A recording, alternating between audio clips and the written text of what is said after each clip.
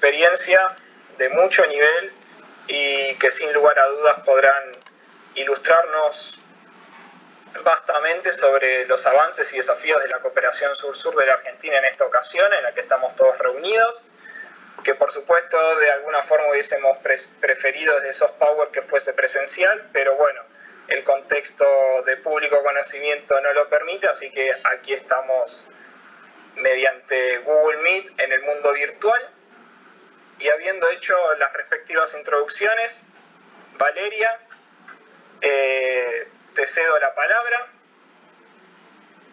para que comiences con tu exposición. Un pequeño pedido antes de ello: mantengamos silenciados los micrófonos, porque de esa forma vamos a evitar las interferencias que pueda haber con respecto al audio. Y asimismo, una última aclaración, que es que habrá una ronda de preguntas al finalizar, para lo cual los y las invito a la audiencia a escribir por el chat, cuando les surja la pregunta, la palabra pregunta, de forma tal de que yo vaya tomando nota de ello y luego les dé la palabra en el momento indicado al finalizar las 3 exposiciones. Sin más introducciones para hacer, muchas gracias a las 3 expositoras y Valeria, adelante.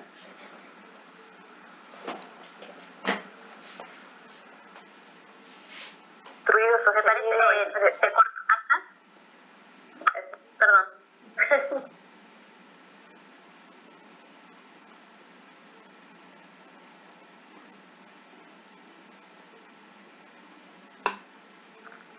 Denme lo que hay de que si me están escuchando bien.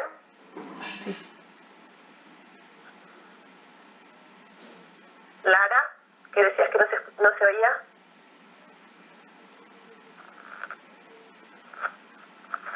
¿Se oye?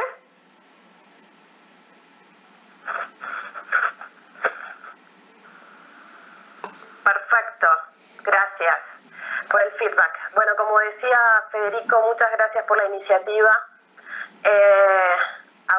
En tu nombre a cada uno de los colegas de Soft Power y a todos los que están integrando este espacio, reconozco varios de los nombres y más allá de las presentaciones, saludo este espacio entre colegas.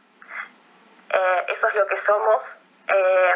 Y otra de las cosas que saludo es que el primer tema que ustedes hayan propiciado para reflexionar dentro del campo de las relaciones internacionales sea la cooperación. Porque en general las temáticas de cooperación han sido no atendidas en la medida de... No se le ha hecho justicia en el campo de las relaciones internacionales al espacio que debe tener la cooperación internacional, que como ustedes saben irrumpen con nombre y apellido en la conferencia de Bandung, pero no voy a hacer ni un relato ni la historia de la cooperación, porque creo que lo que estamos invitados a pensar y reflexionar, sobre todo en este contexto, es sobre la cooperación sur-sur como herramienta política. Y en este caso, centrada en nuestro contexto, en Argentina, creo que es un desafío profundo de poder dar cuenta de lo realizado hasta ahora, sobre todo en términos de construcción de política pública y de proyección de la misma, sobre todo para el escenario post-COVID y durante el COVID. No podemos escapar mencionarlo en este momento.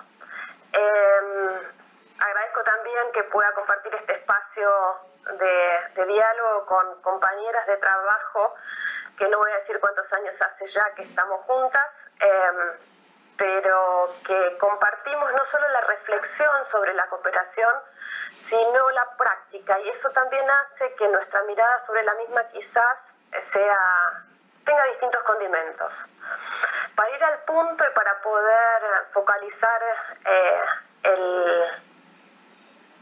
alguna de las reflexiones que quiero compartir con ustedes, contarles o recordar y no por ello sin mencionar a otra exalumna que ha hecho un excelente trabajo de sistematización de esto, que es María Laura Palótico, estudiante nuestra de la maestría y técnica del área de cooperación internacional, junto con otras estudiantes que nos han acompañado y que ahora ya son colegas.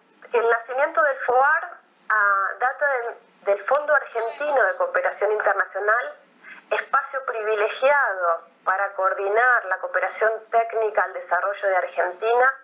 Nace hace 27, 28 años, en el 92.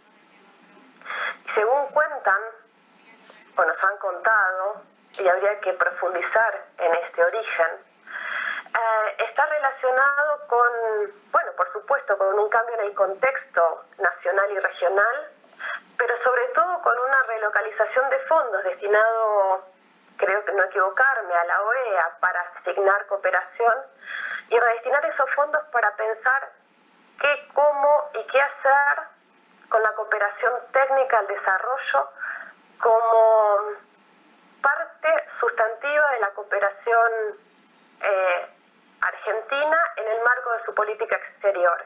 Y quiero denotar esto fuertemente porque no podemos olvidar,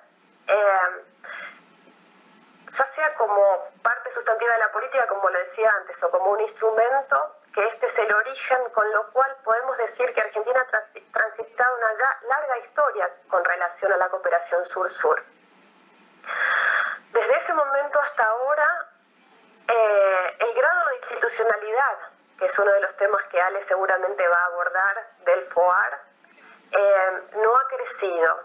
Y eso es un desafío, una demanda y un tema a poder propiciar en espacios de discusión de política pública, porque realmente considero que desde ese momento hasta ahora hemos crecido como país y como espacio de generación de acciones de colaboración técnica de una manera sustantiva, pero que no se condice con el peso específico al interior de la propia Cancillería, al interior de los espacios públicos y en la normativa. Este es uno de los puntos que no quería dejar de mencionar. ¿Por qué sí el FOAR y todo el ecosistema de actores? Dicho esto, menciono a vastos espacios, sobre todo del poder de las agencias vinculadas a la política pública. Estoy pensando en el INTI, en el INTA, en SENASA, que han empezado a participar desde casi su origen y desde allí sumando otras instituciones, por supuesto las universidades y otros actores del poder ejecutivo nacional y también las provincias, a conformar este espacio común en donde Argentina, asumiendo sus capacidades, da la posibilidad de interactuar bajo el diálogo y las demandas conjuntas con otros colegas. Sabemos por el registro y la sistematización de información que el destino prioritario de las acciones de cooperación, mayoritariamente en este momento ancladas en proyectos, ha sido América Latina, pero se han sumado, por supuesto, regiones de África y de Asia. Esto es como un contexto, una descripción que casi todos conocemos, pero que no quiero dejar de mencionar porque no solo es un espacio dentro de la Dirección de Cooperación de la Cancillería Argentina, sino que es un espacio que nuclea conocimiento, agencias y sobre todo un staff.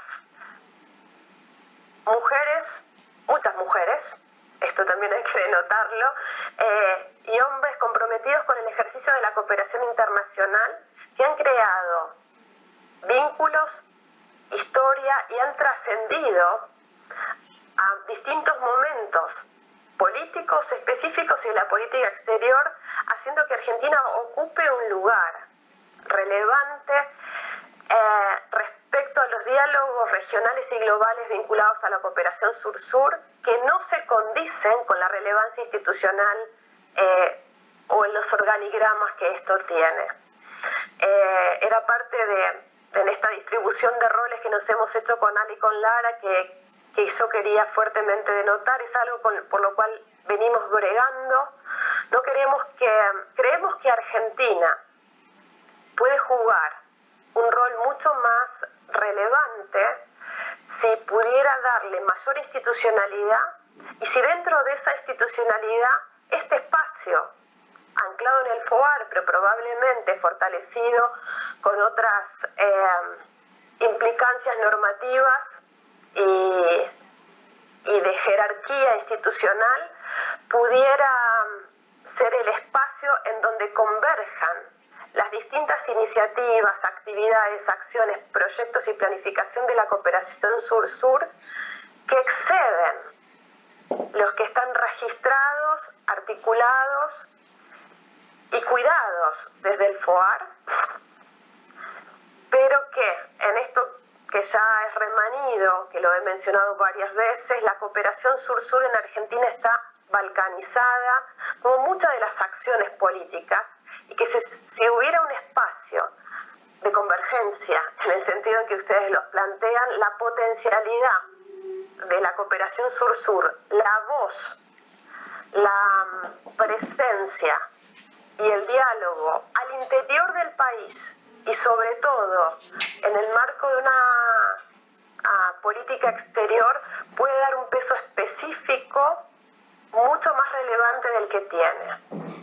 Dicho esto, no puedo dejar de desconocer ni de notar que el liderazgo de muchas, sobre todo vuelvo a decir, mujeres, han marcado la agenda de la cooperación regional e internacional, incidiendo en los diálogos norte-sur, porque no solo la cooperación sur-sur se trata de flujos mínimos de financiamiento, de asistencia técnica, de compartir capacidades, de fomentar negocios, de ampliar mercados. Esto también hay que decirlo, no solo podemos anclarnos en un relato altruista de la cooperación sur-sur, sino claramente vinculado con la política y la política exterior.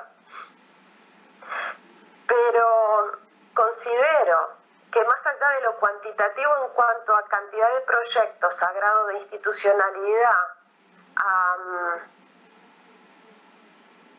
relacionamiento internacional, a presupuesto, que en general el presupuesto asignado para la cooperación sur-sur no ha sido muy alto, lo más relevante es la posibilidad política de poner una voz de Argentina y desde Argentina articular con la región, no siempre fácil, no siempre unívoco, no siempre carente de desarmonías, ¿sí? Pero sí utilizar este espacio de la cooperación sur-sur para el posicionamiento del país en espacios regionales. Sabemos que, y con esto voy terminando, del 2000 para acá ha habido grandes cambios respecto a la agenda de cooperación internacional al desarrollo. Los momentos que ha jugado América Latina en estos espacios han sido divergentes. Me atrevería a decir, como lo han dicho varios colegas que conceptualizan mucho mejor esto, hubo momentos más felices, ¿sí? Y más armónicos, donde se esperaba que el sur global pudiera ocupar espacios diferentes. Los últimos años ha habido como una retracción en términos de visibilidad, de alta política, esto vinculado también quizás a discursos grandilocuentes sobre un sur heterogéneo, ¿sí? Que anclaban los BRICS alguna mirada particular sobre esta nueva geopolítica.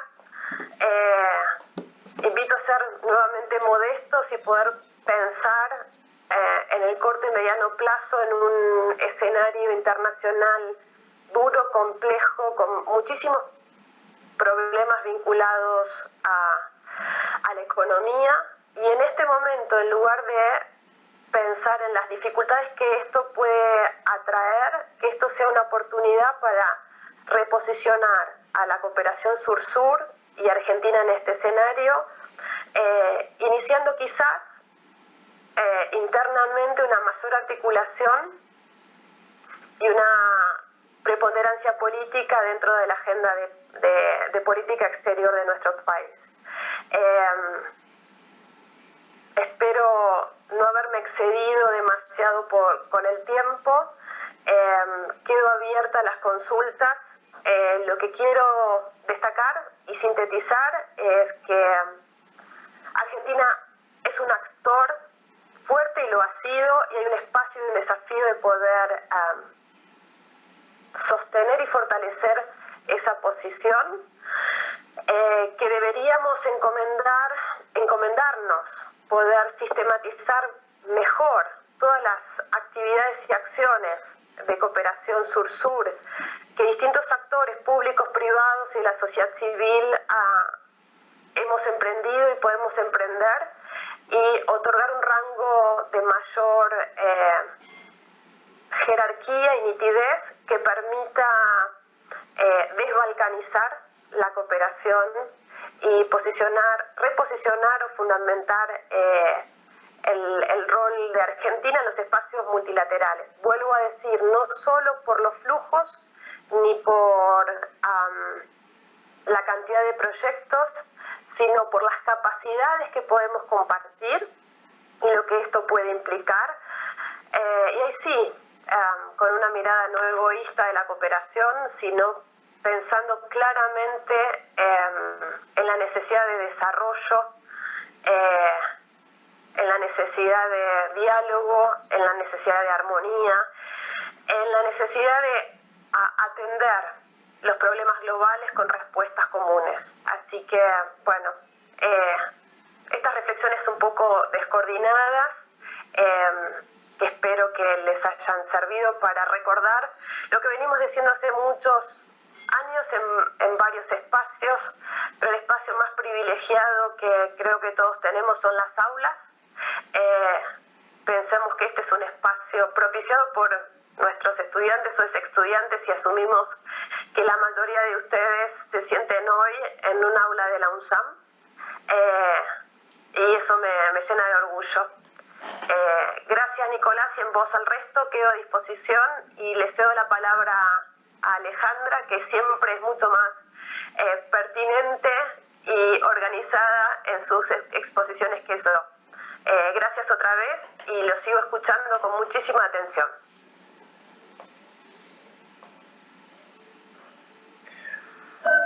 Bueno, Valeria, muchas gracias por, primero, las gratificaciones para Soft Power y por habernos presentado la radiografía. Sin mucho más que quería subrayar esas cuestiones, porque realmente las agradecemos de Soft Power. Alejandra, adelante, por favor. Buenísimo.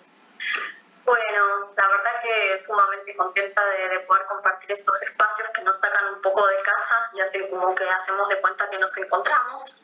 Agradecer a Soft Power, por supuesto, que es un grupo que vimos nacer desde nuestras aulas, y hablábamos antes de empezar lo lindo que es ver cómo crecen, cómo diversifican actividades, y bueno, y cómo todo lo que uno deja en el aula también florece en cada uno de ustedes. Muy agradecida con los que se sumaron a esta hora y en este contexto también a escuchar la charla. Yo hoy voy a hacer algo que, o sea, siempre mi trabajo venía yo trabajando en narrativas, en la política de la cooperación argentina, y hoy me voy a salir un poco de eso, porque la verdad que ya es un tema que yo para mí está muy estudiado y bastante trabajado, y la idea hoy va a ser intentar concentrarnos un poquito más en los procesos de gestión, ¿no? Y en esto con Lara habíamos trabajado en su momento sobre distintos casos de la cooperación argentina, hicimos bastante trabajo sobre casos, hace un poco hicimos en equipo con Valeria, con Lara, con Lovisa Erickson y Félix Sabaté también un trabajo de consultoría para la Cancillería, que también siempre son cosas que nos van dando elementos para también nosotros reflexionar más allá de esos contextos y esos trabajos. Entonces, la idea hoy sería poder trabajar en este eje, ¿no? de cuáles son los los desarrollos o cuáles son las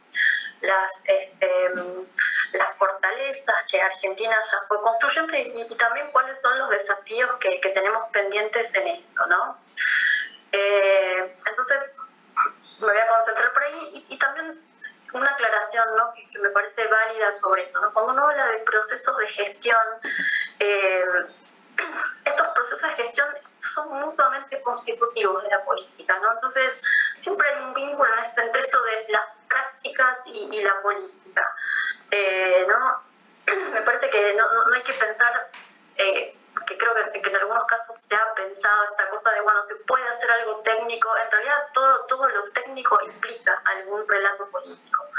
Entonces me parece válida esa aclaración para pensar en cuál sería el enfoque también de esto, ¿no? Y vinculado con muchas cosas que dijo Valeria al principio, ¿no?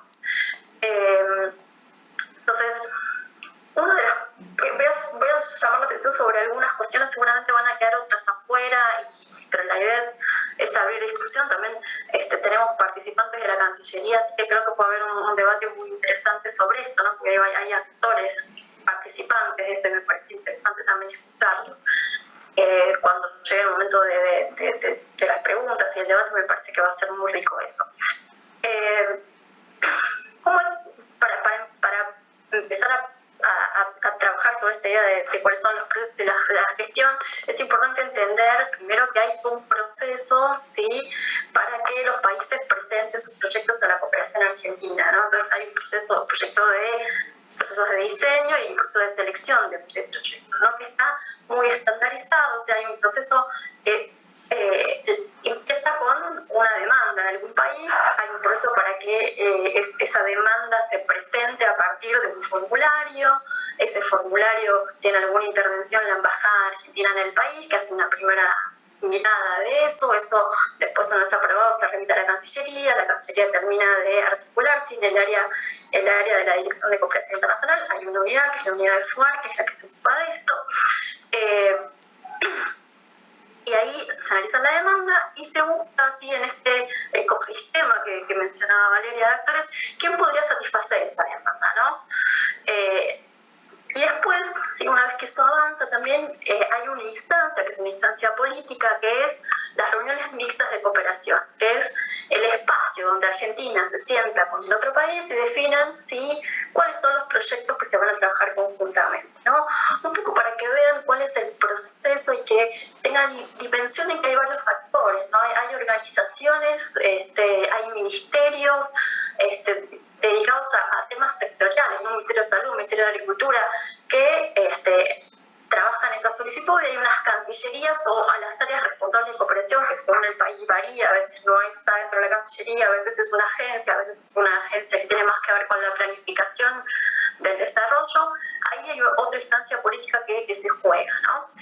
Entonces, una vez que esos procesos son seleccionados, hay un proceso de implementación, ¿sí? En general, los programas de la Argentina tienen que ver con el envío y la recepción de expertos o con la realización de seminarios, ¿no?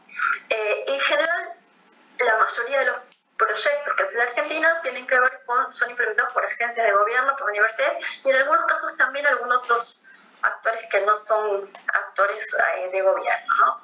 Eso para vean un poco el contexto o el panorama de cómo funciona muy esquemáticamente, ¿no? Para no entrar en detalles. Entonces, ¿qué podemos ir viendo a partir de este proceso que identificamos como fortalezas o avances y desafíos?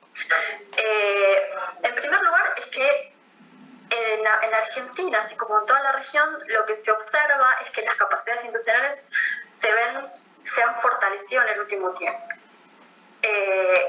Y algunos dicen también que al margen del espacio político también se ha ampliado. Y aquí creo que fue clave un programa, ¿sí?, que es el Programa Iberoamericano de Fortalecimiento de la Cooperación Sur-Sur. Es un programa de la Secretaría General Iberoamericana que viene trabajando, sí, en este nivel, en esta intersección de niveles, ¿no? Entre, por un lado, como ahí están sentados todos los responsables de cooperación de los países de Iberoamérica, hay un diálogo político, pero a la vez hay capacitaciones, hay generación de evidencia y de información a través de los informes. Hoy justamente hace un rato se presentó el último informe de cooperación iberoamericana. Entonces, esto ha generado también condiciones propicias para que se fortalezcan toda la región, ¿sí? Las capacidades institucionales y en diálogo con esta mirada política y conceptual, ¿no? Digo, la cooperación va teniendo su propio, la cooperación sur en la región va teniendo su propio lenguaje, ¿no? Y cuando hablamos de cooperación triangular hay todo un lenguaje a partir de que hay un primer oferente, hay alguien que demanda, y hay todo un lenguaje que se desarrolla en ese espacio. Entonces hay también, y eso va defendiendo ciertos principios. Bueno, entonces, eso en primer lugar, ¿no? Las capacidades entonces se van fortaleciendo en la región. Eso es lo que comentaba Valeria, ¿no? Que la opción de la formalización del marco institucional es débil en Argentina. Sin embargo, las capacidades institucionales, la capacidad de procesar, de gestionar, ¿sí? Y la capacidad técnica, la formación técnica de la gente que trabaja en cooperación se ha ampliado. Entonces, también lo que vemos es que hay un canal institucionalizado, ¿sí? Para la presentación y para la evaluación de los proyectos de cooperación, y que este es un mecanismo que tiene participación de los dos países involucrados cuando es bilateral, ¿no? Como en este caso. Entonces, este proceso permite conjugar tanto esas dinámicas técnicas de ver, bueno, qué demanda de cooperación hay, quién la puede satisfacer, en qué tema, ¿sí? Y también una mirada más política acerca de qué es lo que queremos lograr, qué es lo que los países quieren lograr en esa cooperación, ¿no?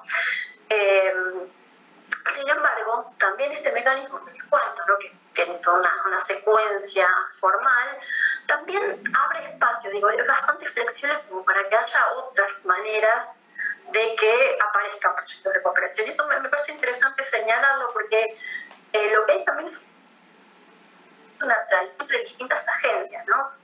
Acá voy a mi experiencia en el INTI, ¿no? En el INTI, pero pasa en el INTA, hay vínculos con organizaciones pares de los otros países. Entonces también muchos proyectos pueden surgir desde esa vinculación, ¿no? Y eso, sin embargo, se abre un espacio en la comixta, y siempre hay una interrelación entre esos espacios técnicos y políticos. Sin embargo, acá aparece un desafío que me parece importante señalar, ¿sí? Y que es que también se incorpore alguna perspectiva institucional, ¿no? Cuando nosotros miramos las instituciones argentinas que implementan la cooperación, estas instituciones no solo tienen una expertise técnica, sino que también tienen sus propios objetivos y misiones institucionales. Esta cooperación lo que les permite en muchos casos es proyectar esa imagen institucional, proyectar qué es lo que hacen. Eso les va dando también prestigio, difusión, pero muchas veces en estos marcos de cooperación no hay un involucramiento de ese nivel, ¿no? Como que, bueno, hay una mirada política que tiene que ver con política exterior o con la relación con el otro país, y después se va directamente a ver qué es la expertise técnica, qué es lo que podemos lograr. Entonces me parece que es un desafío importante poder integrar, y a esto requeriría también un trabajo a nivel de diseño de políticas, estas perspectivas institucionales, ¿no? ¿Qué es lo que quiere lograr el INTI, el INTA, el SENASA o algunas otras organizaciones con esta cooperación? ¿Qué es lo que se puede construir más allá de un proyecto bilateral? ¿Cuáles son esas visiones institucionales que están y que tienen que ver con el lugar de la región o qué se puede hacer en determinada materia en la región o en otros países? ¿Sí? Y acá también creo que me parece interesante destacar este rol de los expertos, ¿no? Que los expertos que son aquellos que van a hacer una cooperación técnica, y esto lo vimos, que tienen un compromiso y una motivación individual, pero también conllevan o transmiten modelos institucionales. Lo vimos cuando trabajamos con Lara un proyecto de gasto público en Haití, del Ministerio de Economía. No solamente tenían una visión acerca no solamente tenían una capacidad acerca de asesorar técnicamente, en este caso era Haití, el cómo controlar el gasto público, cómo monitorear el gasto social que hacía el país, sino que también había una idea detrás de que el Estado tenía que recuperar esa capacidad discapacidad, sobre todo en un país que en el caso de Haití estaba manejado esencialmente por organismos internacionales, ¿no? Entonces había una idea así de recuperar esa soberanía sobre ese control de gasto, ¿no? Pues había un modelo social, después eso a veces funciona, a veces no funciona en otros contextos, ¿no? Pero me parece que, bueno, otro caso es la idea del extensionismo que tiene el Inca. El Inca tiene una cultura de que vayan los expertos a trabajar a terreno. Bueno, estas culturas también están. Me parece bueno ponerlas sobre la mesa cuando se discuten los proyectos con otros países. Otra cuestión que me parece una fortaleza importante a destacar es cómo se consolidó un rol de la DGCIN, ¿sí? En particular de la unidad FOAR, sí, como una instancia de coordinación. Y acá nosotros todavía recurrimos a la literatura de quienes han estudiado las agencias de cooperación. Hay un trabajo de Martin Martens, que dice, bueno, él se analiza, dice, ¿qué rol juegan las agencias de cooperación? Y dice, bueno, en realidad son intermediarios o son mediadores para alinear distintas preferencias, ¿sí?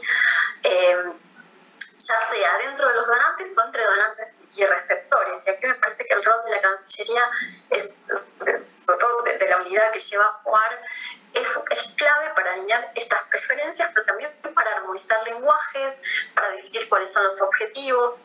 Y acá cumplen evidentemente múltiples funciones el área de cooperación, ¿no? Identifica las contrapartes, analiza la viabilidad, hace apoyo al diseño para que en realidad articule el lenguaje con lo que se busca en la cooperación, ¿sí? Entonces, y acá creo que aparece un desafío también importante, que es cómo en realidad seguir fortaleciendo ese rol y que ese rol después no quede de lado, porque la tarea también operativa que tiene la Cancillería es muy importante, muy pesada. La Cancillería ayudas o apoyo a la definición de proyectos, después hace el monitoreo, pero también hace una gestión operativa enorme para que nuestros expertos viajen, para que los becarios vengan, para que el seminario se haga. Entonces, me parece que ahí hay una cuestión muy importante a fortalecer, que es este rol, sí, de articulador, de mediador, que logra alinear preferencias y lenguajes. Y en eso me parece que hay un buen punto en pensar en todas aquellas agencias del Estado que ya tienen armadas sus unidades de cooperación, ¿no? Y que creo que ahí son muy útiles para poder trabajar y para poder colaborar con el equipo de Cancillería para hacer estas articulaciones, ¿no? A veces tienen que ver mucho, y esto lo discutimos bastante en el equipo en su momento, con las diferencias de lenguaje, ¿no? El lenguaje muy técnico, ¿no? Pienso yo en algún experto del INTI, ¿no? Que está muy acostumbrado a estar en el laboratorio y que en realidad quiere mejorar una proteína para, bueno, ¿cómo ponemos eso en contexto de desarrollo? ¿Sí? Es un trabajo sobre el lenguaje. Y ahí creo que todavía es un rol fundamental y que tiene que ser de alguna manera fortalecido en relación con las áreas de cooperación que están en estos otros espacios. Otra cuestión importante que me parece destacable es que también se han ido desarrollando varios instrumentos de registro, ¿sí? ¿Cómo se va registrando la cooperación que se desarrolla, ¿no? Entonces, hoy contamos con formularios de proyectos, formularios de avance, formularios de operación final, que van permitiendo, sí, tener un registro de qué es lo que va pasando durante todo un proceso de cooperación, ¿no? Me parece que ahí es interesante ver cómo estos también se fueron ampliando en el caso de la Argentina para incluir cada vez más elementos. Y acá siempre juega también lo mismo que se observa en estudios que hay sobre agencias de cooperación, que estudian más las agencias del norte, les diría.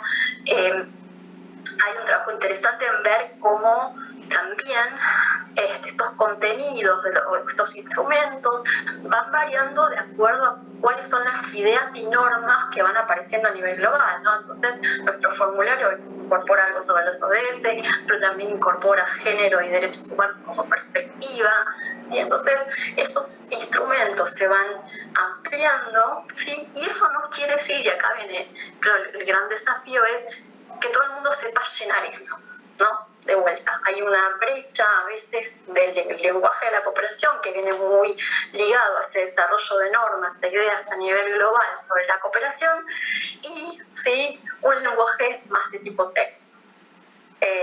Y ahí hay un tema interesante, porque hay mucho para trabajar todavía en género, en cuál es la perspectiva de género. Ahora el programa iberoamericano está viendo de hacer una capacitación justamente para transversalizar género en la cooperación. Entonces, cómo se llenan ese casillero, ¿sí?, en esos instrumentos de registro, para dar realmente cuenta de que se está trabajando con un enfoque de derechos humanos y género. Entonces ahí sí me parece que aparece un desafío importante. La otra cuestión que tiene que ver también con estos instrumentos de registro, con los formularios, es que tienen un carácter performativo. ¿Qué quiero decir con esto? Que cuando uno tiene que llenar información en los formularios con determinados criterios, ¿no?, llenar determinados cuadraditos sobre el objetivo, sobre las acciones, sobre la perspectiva de género, sobre el cuidado del ambiente, sobre qué ODS, eso facilita seguramente el monitoreo y la evaluación desde la Cancillería o desde esta mirada de la cooperación al desarrollo, pero a la vez va construyendo un relato. ¿Sí? El proyecto termina siendo lo que el formulario dice que es, y eso tiene, ¿sí?, una serie de criterios que termina siendo excluyente de otros componentes, y eso sucede, ¿sí?, por el carácter que les digo, esto es el carácter performativo que tienen estos formularios, estos instrumentos, ¿no?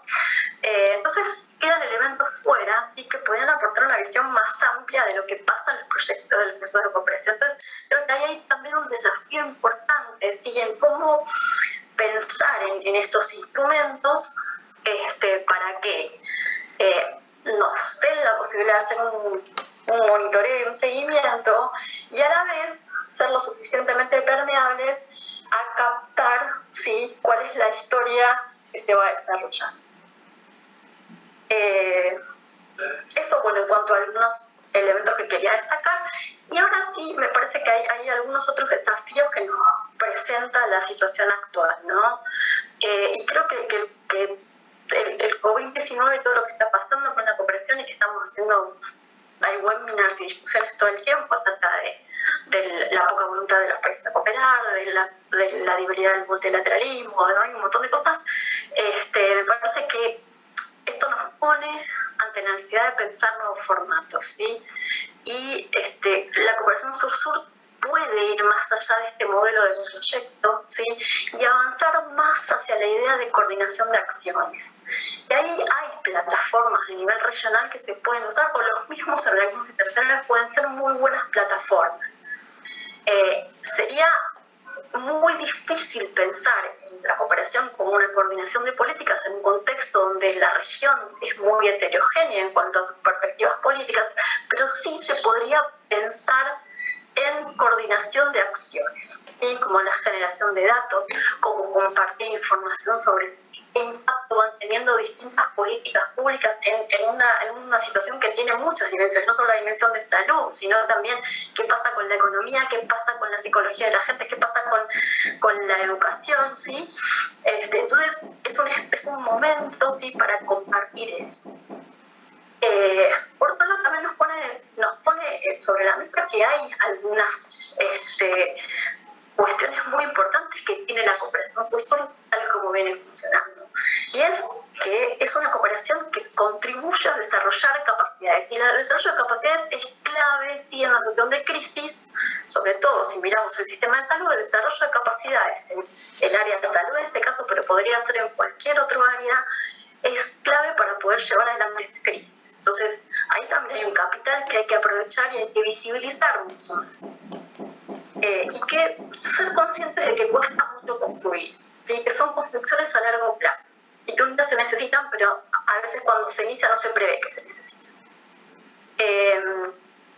Entonces, me parece que hay que, a la vez que revalorizamos ciertos marcos y ciertas cuestiones en las que viene funcionando la cooperación, hay que pensar nuevos formatos. Y hoy la verdad que le escuchaba a Belén Bogaba en la presentación del informe, y algo la Belén Bogado, nuestra actual directora de Cooperación Internacional, estaba diciendo algo así, ¿no? Tenemos que reevaluar nuestras prácticas, y ella decía, contar con información, ¿sí? Que refiriéndose al informe iberoamericano, es fundamental, es clave en este momento, es una herramienta para mapear qué es lo que tenemos y para ver qué podemos hacer con eso, ¿no?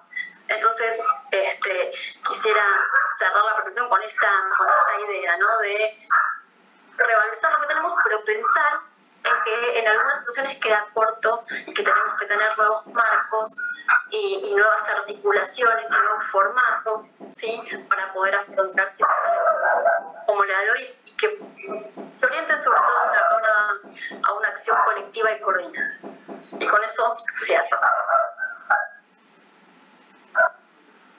Bueno, muchas gracias, Alejandra, por... Era inevitable la perra. Son los gajes de la virtualidad, estamos todos acostumbrados.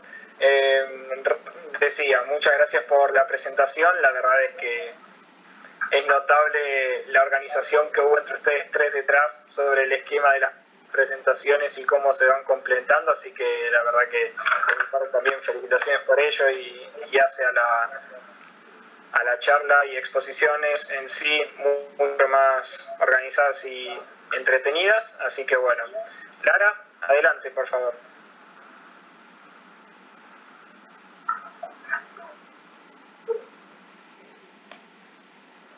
Buenas, ¿cómo les va a todos? Así, tanto tiempo. Bueno, en primer lugar les quería agradecer, por supuesto, yo también, como hicieron mis compañeras y mis amigas de hace tantos años, el espacio para discutir un poco estos temas que nos sacan un poco de la coyuntura específica de COVID y que nos permiten volver a repensar nuestras prácticas y también empezar a pensar cómo las vamos a recuperar en el futuro, de qué formas van a tener, ¿no? Esto que decía Ale, cuáles van a ser los nuevos formatos. Y me parece que un poco como decía Ale, en la línea de pensar estos nuevos formatos y de pensar cómo vamos a traducir en estas intenciones, sean buenas o no, en políticas concretas, siempre está el tema hay una cuestión técnica, ¿no? Hay una cuestión técnica que requiere pasar, digamos, de los hechos declarativos y de las planificaciones de políticas a ver cómo se instrumentan esas coordinaciones, cómo se instrumentan esos nuevos formatos. Entonces, a veces cuestiones que son, yo hoy les voy a hablar un poco de la evaluación de la cooperación sur-sur, pero estas cuestiones que suelen ser por ahí presentadas como cuestiones muy técnicas, tienen que ver también con cuestiones políticas en muchos sentidos, que ahora voy a avanzar en la presentación, pero básicamente porque esas cuestiones técnicas son las formas en que las políticas se hacen carne, ¿no? Entonces, el otro día escuchaba a un colega que decía que estaba justamente con esta cuestión del COVID muy en juego la capacidad y que se había mostrado como con muchas dificultades, la capacidad de pasar de las decisiones políticas de alto nivel a la instrumentalización de esas decisiones en los temas de los créditos, ¿no? Todas estas cuestiones que se presentaron como problemáticas en estos meses y que eso tiene que ver, bueno, eso, con cómo efectivamente se hace carne la política. Entonces, bueno, mi idea en esta presentación es brevemente abordar, digamos, los avances y los desafíos que tiene la evaluación de la cooperación. Yo voy a hablar un poco del caso argentino porque es efectivamente el que más conozco, pero en realidad aplican estos desafíos para todos los procesos de evaluación, por lo menos en la región. Entonces me parece que, bueno, esto por ahí hay que tener en cuenta esa cuestión. Entonces pensaba abordarlo en base a básicamente en tres preguntas, que es de dónde viene esta necesidad de golpe de medir, ¿no? Que a veces uno da, en las presentaciones uno da por sentado, y sin embargo en la historia la cooperación sur-sur es casi tan antigua como la cooperación, digamos, si uno rastrea la historia, puede llegar hasta el 55, que es básicamente el origen del surgimiento del régimen de cooperación norte-sur, y sin embargo hasta ahora no había tenido intentos de generar instrumentos que permitan evaluar. Entonces, pero de golpe en los últimos años sí aparece esa demanda, y entonces pensar un poco de dónde viene eso.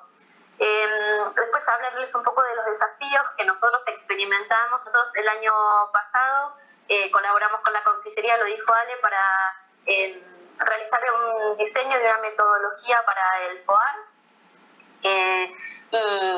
y bueno, contarles un poco cuáles fueron los desafíos que nosotros nos enfrentamos, las cuestiones que también nos quedan sin resolver, no solo en la metodología, pero sobre todo que quedan ahí porque forman parte de la política y que tienen que ser tenidas en cuenta para desarrollar procesos de evaluación y de monitoreo. Y bueno, y por ahí después entrar un poquito más en detalle, si nos queda algo de tiempo, en específicamente contarles cuáles fueron los diseños que nosotros hicimos, la metodología que desarrollamos. Entonces, ¿de dónde viene esta necesidad de medir? Bueno, un poco lo decía Ale y también Vale al comienzo. Hay varias posibles explicaciones. Algunos colegas le otorgan, digamos, una explicación más sistémica, ¿no? Hay, por ejemplo, un colega llamado Rafael Domínguez, él habla de como justificación de este proceso de evaluación, de esta demanda por evaluar, en el argumento, él lo sostiene en el argumento de que hay que desarrollar todo un sistema de cooperación y evaluación, así como lo desarrolló la cooperación tradicional norte-sur con el CAD, porque eso permite de alguna forma construir un nuevo régimen de cooperación internacional donde China pueda construirse con una autoridad moral y tenga credibilidad estratégica. En fin, en definitiva, digamos, lo que le permite esta posibilidad de construir un nuevo régimen, un nuevo instrumento que involucre a los países del sur y los tipos de cooperaciones es conformarse o reforzar su autoridad a nivel internacional. Un poco con la idea de que el que mide gana, ¿no? El que mide define. Y un poco lo que decía Ale, el que mide es el que tiene capacidad de performar después qué es lo que entra y no entra dentro de esas prácticas, y por lo tanto qué es lo que puede ser pensado como parte de esa cooperación. Entonces, la cuestión de la medición, de la medición como en general, de la cuantificación, pero también de la valoración de eso, no es menor, y por eso también ahora empiezan a aparecer algunas como disputas en ese sentido. La otra cuestión también puede explicar esa demanda que yo creo que explica por ahí más fuertemente, porque le da una autonomía, por lo menos desde la región, por ahí lo explica más, tiene que ver con esta cuestión de la necesidad de sumar esfuerzos para alcanzar los objetivos de desarrollo sustentable, ¿no? Y en eso me parece que eso también, por supuesto, tiene todo un trasfondo geoestratégico y político de intentar sumar, digamos, alinear las políticas del sur dentro de los marcos definidos por la cooperación del norte, pero me parece que eso, que es por ahí más propio del sistema, del régimen de cooperación, explica mejor desde la perspectiva latinoamericana esta necesidad que tienen los países de la región de dirimir las controversias con los países del norte, digamos, de dirimir, digamos, la diferencia, de mostrar cuál es la diferencia de la cooperación sur-sur, cuál es el componente que ellos pueden aportar en el marco de la agenda. Y también de revalorizarla, de mostrar la cuestión específica, también de correr la discusión, de no dejarse capturar de alguna forma por esos marcos de pensamiento más establecidos y poder recuperar la discusión de lo que es pensado como cooperación sur-sur, y de incorporar también sus visiones particulares, ¿no? Porque claramente los países del sur tienen una concepción más amplia de la cooperación, que no es estrictamente asistencialista, sino que incluye intereses políticos, esta cuestión de los beneficios mutuos, que es tan específico de la cooperación sur-sur, y que quieren que sea recuperado en el marco de esta integración diferenciada con la cooperación tradicional. Entonces, en este marco, este marco de referencia para mí explica de alguna forma un poco mejor ese desplazamiento discursivo y en los debates académicos, desde pensar las narrativas, pensar características y qué es lo que era y qué no era de la cooperación sur-sur, que caracterizó, no sé, toda la primera década, todos los debates académicos de la primera década de este siglo, a un debate mucho más técnico sobre cómo medir, qué es lo que hay que medir y de qué forma hacerlo, ¿no?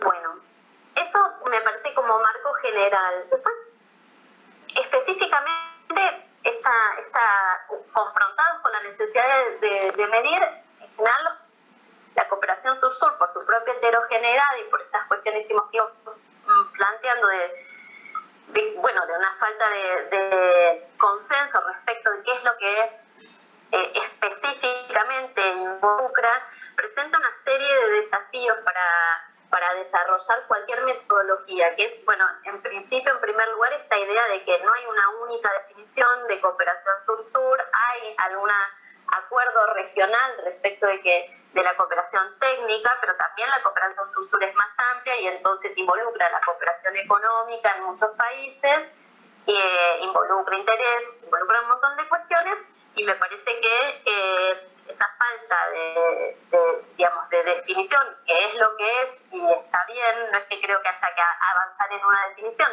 pero de alguna forma genera dificultades para avanzar en mediciones. Y en esto quiero detenerme un segundo, creo que es lo que es, y después cuando nosotros enfrentamos el diseño de la metodología, no queriendo cambiar esto, que es una descripción de la realidad, que hay distintas realidades, sino tratando de abordarlo para poder ser flexibles de alguna manera y tener distintas vías de entrada que permitan coexistir con esa realidad.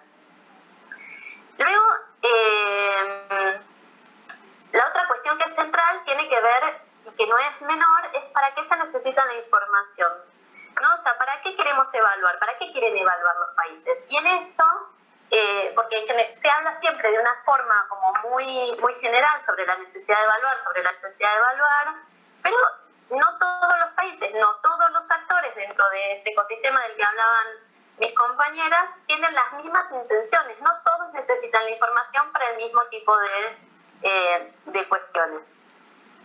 Entonces, en este sentido, no es lo mismo si uno quiere mejorar las políticas públicas que darle visibilidad, ya sea nacionalmente a una política o darle visibilidad internacional. No es lo mismo si lo que quiere hacer es contribuir a los bienes públicos globales, entonces tratar de saber si el aporte de lo que un país hace, cuál es y cómo nutre eso las negociaciones diplomáticas con respecto a los otros países. No es lo mismo si una institución necesita aprender cómo fue un proceso o quiere transmitirlo para mejorar. Entonces, no es lo mismo si lo que necesitas es rendir cuentas, ¿no? Ahí la cuestión de la rendición de cuentas tiene unas cuestiones asociadas sobre la cuestión de si la cantidad en términos económicos tiene algún sentido para pensar la calidad de esos procesos, pero entonces ahí hay que rendir cuentas, entonces entran procesos de tipo técnico, administrativo, de contabilización de cuestiones.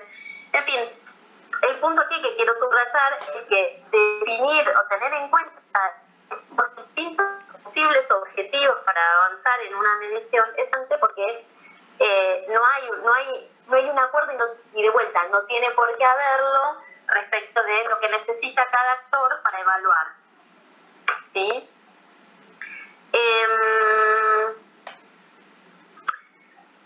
Entonces, nosotros cuando avanzamos el año pasado en tratar de organizar algún esquema de monitoreo y evaluación que le permitiera al COAR contar con una metodología propia para cooperación sur-sur, nos enfrentamos con todas estas cuestiones. Nos enfrentamos con que lo primero que hicimos en realidad fue mirar un poco lo que habían desarrollado en la región los distintos países. Encontramos que habían 6 países, si quieres 7 con la CEGIR, con el NEST, que es una organización de think tanks que en realidad no es regional, sino que involucra también otros think tanks del sur, pero que lo que había en general eran 6, 7 propuestas metodológicas que trataban de alguna forma avanzar un poco en aquello que era específico de la cooperación sur-sur, que se entendían que eran los principios, y también salirse de la cuestión de la evaluación en términos cuantitativos, tratando de mostrar la importancia de los procesos de esa cooperación, que es un poco lo que hablaba Alejandra, ¿no? Entonces, cuando nosotros encontramos, por un lado, todos esos avances que no necesariamente que cuyos desarrollos no era tan sencillo encontrar mínimos comunes, digamos, porque tenían distintos enfoques, distintas definiciones, distintos matices sobre cómo hacerlo, eran como metodologías bastante cerradas en ese sentido. Uno podía tomar una, podía tomar la otra, podía tomar la de Colombia, podía tomar la de Ecuador, o podía tratar de avanzar con los principios del NEST y los indicadores del NEST, pero no permitía de alguna forma dialogar con todas a la vez, ¿no? Y tratar de tender puentes en ese sentido. Lo que sí habíamos visto que todas tenían esta necesidad de valorar objetivamente, ¿no?, las intervenciones, todas querían mostrar esta equivalencia de la cooperación técnica del sur respecto de las cooperaciones del norte, ¿no? Como que podía ser tan efectiva como una cooperación del norte o quizás más. Esta idea también de que detrás de que había que tener una narrativa propia para poder dialogar desde algún lugar con eso que se sentía como una imposición de alguna forma de la cooperación tradicional, de que la cooperación había que medirla y evaluarla de una determinada forma. Pero también encontramos que todas tenían una especie de mimetismo metodológico, ¿no? Algo así como que, bueno, tomaban unos criterios, le agregaban otros criterios o demás, pero todos proponían de alguna forma adoptar las estructuras de medición y de evaluación más tradicionales de gestión por resultados, si se quiere, ¿no? O de ese paradigma, digamos. Tenemos el marco lógico y entonces después hacemos una evaluación con una serie de pasos predefinidos que suelen ser muy costosas, y nos parecía que ninguna de esas cuestiones, digamos, o sobre todo estas dos cuestiones, ¿no? Que el hecho de que eran muy costosas y que los desarrollos metodológicos que existían de la cooperación tradicional no se ajustaban específicamente a las características, por más que decían que sí, no se ajustaban específicamente al tipo de proyectos, a la envergadura, al tamaño, a la cantidad de actores que involucraban. Entonces nos parecía que para poder avanzar nosotros en una definición de una metodología era necesario de alguna forma salirse de la caja, salirse de los marcos tradicionales y pensar algo que fuera distinto, que nos permitiera afrontar unos desafíos que nosotros habíamos identificado, que tenían que ver con que fuera adecuado al tipo, a la especificidad del proyecto de cooperación, que pudiera dialogar con estas otras metodologías que ya existían, que fuera sencillo y fácil de implementar, porque los cuadros, o sea, en general las oficinas de gestión de la cooperación, y mucho menos la de la Argentina, por más que es un equipo grande, están en general muy sobrecargados de actividades y de cuestiones y no tienen la capacidad de implementar digamos, no tienen el tiempo más que la capacidad, porque la capacidad sí la tienen, pero no tienen el tiempo ni la posibilidad, digamos, de implementar procesos muy sofisticados de medición de indicadores, que por supuesto fuera económico, que fuera barato, porque no tienen los recursos materiales para desarrollar, para costear evaluaciones a gran escala, ni de grandes, y que además no tiene sentido, digamos, pagar evaluaciones carísimas respecto de proyectos cuyo costo de implementación es más bajo. No se puede pagar más caro una evaluación que lo que costó el proyecto, y entonces eso ahí había que tener una relación. Y sobre todas las cosas, que pudiera involucrar a los distintos actores que participaban del proyecto, un poco bajo la idea esta que comentaba Alejandra de tratar de, con un instrumento, ir avanzando en las posibilidades de coordinar políticas, ¿no? De involucrar las perspectivas institucionales de estas otras organizaciones, las miradas que esos actores tenían. Entonces, nosotros con esas ideas en mente y frente a estos desafíos decidimos proponerle a la Cancillería una metodología que justamente se llamó, la llamamos la metodología de evaluación modular, que lo que tenía era la idea de pensar en bloquecitos, a partir de los cuales que respondieran cada bloquecito a alguno de estos desafíos, y no armar una gran metodología, estos desafíos que estuve planteando, ¿no? Y no armar una gran metodología que pudiera abarcar todo y responder a todas las audiencias, ¿no? A los intereses de todas las audiencias, que pudiera dialogar con todas las metodologías a la vez, o que se pudiera imponer como una única metodología, la mejor, la más válida, sino que al contrario, partiendo de esa realidad que era heterogénea, que era compleja en su cantidad de actores, en sus intereses, bueno, tratara de